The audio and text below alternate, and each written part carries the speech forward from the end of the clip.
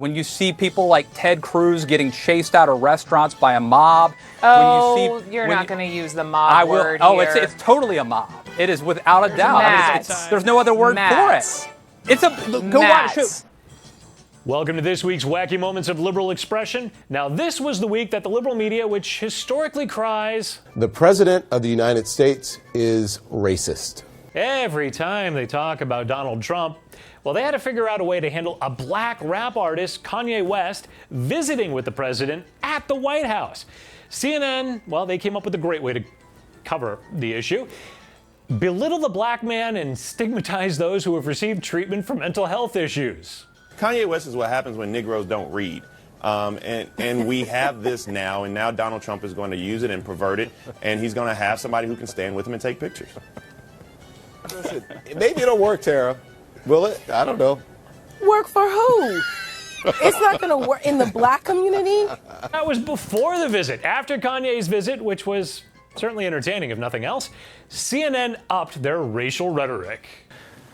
I'm just going to be honest, and I may get in a lot of trouble for it. I actually feel bad for him. What I saw was a minstrel show today.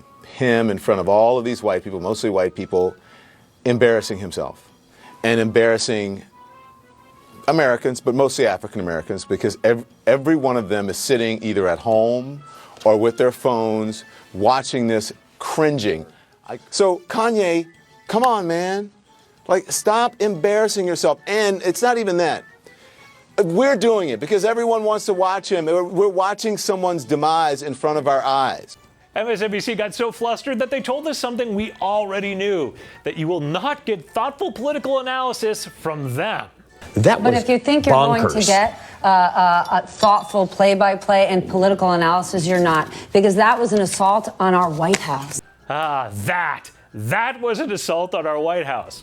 But when lawmakers and administration officials are physically assaulted and harassed by door-pounding, screaming groups of leftists, well, don't you dare call them mobs. No, the liberal media got really upset about that this week. When you see people like Ted Cruz getting chased out of restaurants by a mob. Oh, you're not going to use the mob word here. Oh, it's totally a mob. It is without a doubt. I mean, there's no other word for it.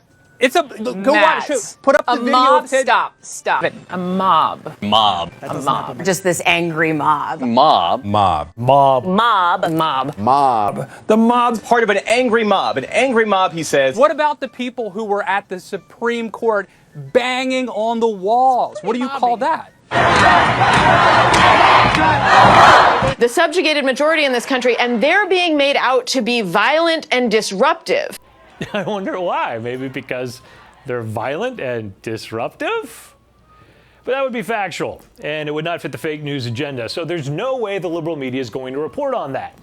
No, they have to spend time discussing made-up issues like, this is one of my favorites this week, why Donald Trump would start a war to raise his popularity. And during this next year, he may be backed into a corner, I think, as we all know, especially if the Democrats get the House and maybe possibly the Senate, and their investigations and the Mueller probe comes to a head. He may feel beleaguered, and I pray it doesn't happen, but it is not impossible that he will see his way out, some kind of military exercise that will suddenly make him very popular, he may think, and be a catastrophe for this country. You can bet that at some part of his brain, he connects the idea of possibly going to war and knowing that that can help you politically. I think that's dangerous. They know he's thinking about it. It must come from one of those unnamed sources that they're so fond of using. But as they say over at MSNBC, If you think you're going to get a thoughtful play-by-play and political analysis, you're not. So MSNBC will not give us the great opportunities for deep analysis this week. So let's turn to CNN, where they cover the Senate confirming Kavanaugh, and he's sworn in as a member of the Supreme Court. So now it's time for the in-depth analysis from a porn star. And that's Stormy Daniels, and she has a new memoir out. It's titled Full Disclosure. Thank you so much for joining. It's a pleasure to finally meet you. You too. We're from the same place, from Baton Rouge. You went to high school not far from where I grew up at Park Vista. You went to Scotlandville. I did, Scotlandville Magnet. Years apart. I'm much older than you. Well, you don't look it. Oh, Stormy, I think your efforts of flattery on Don Lemon may be wasted. I'm just going to take a guess.